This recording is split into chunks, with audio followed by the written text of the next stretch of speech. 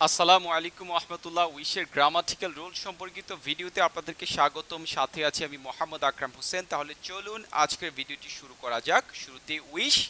Wish মূলত verb হিসেবে ব্যবহৃত হয়ে থাকে। এটি ইচ্ছা, আকাঙ্ক্ষা বা প্রত্যাশার বহিঃপ্রকাশ বোঝাতে ব্যবহৃত হয়ে থাকে। উইশযুক্ত বাক্যে পাস্ট ইনডিফিনিট টেন্সের ভার্ব বসে থাকে। আমরা একটি এক্সাম্পলের মাধ্যমে যদি বিষয়টি বোঝার চেষ্টা করি, আমরা দেখতে পাচ্ছি I wish I had a কার।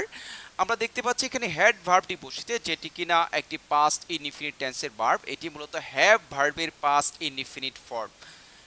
এখন বাংলা ক্রিয়ায় অর্থাৎ বাংলা ক্রিয়ার অর্থ যদি হতো, হতাম বা থাকতাম বোঝায়, তাহলে সেক্ষেত্রে উইযুক্ত বাক্যে ওয়ার বসবে।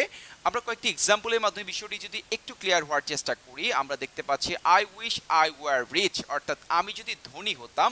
আমরা এখানে দেখতে পাচ্ছি যে এখানে ওয়ার ভার্বটি বসেছে।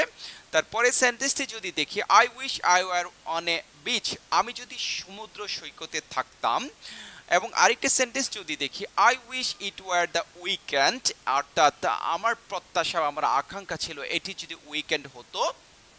আরেকটি বিষয় যেটি সেটি হচ্ছে উইযুক্ত বাক্যে যদি পাস্ট টেন্সের অ্যাডভার্ব যেমন ইয়েস্টারডে, লাস্ট নাইট, এগো প্রভৃতি যদি থাকে, তাহলে উইযুক্ত বাক্যে পাস্ট পারফেক্ট টেন্সের ভার্ব বসবে। আমরা এখন একটি এক্সাম্পলের মাধ্যমে বিষয়টি সম্পর্কে যদি আরেকটু ক্লিয়ার হওয়ার চেষ্টা করি, আমরা দেখতে পাচ্ছি I wish that you had been here last night.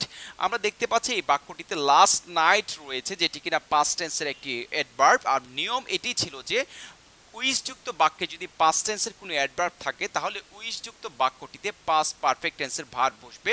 আমরা দেখতে পাচ্ছি বাক্যটিতে হ্যাড বিন ভার্বটি বসেছে, যেটি কিনা একটি পাস্ট পারফেক্ট টেন্সের ভার্ব।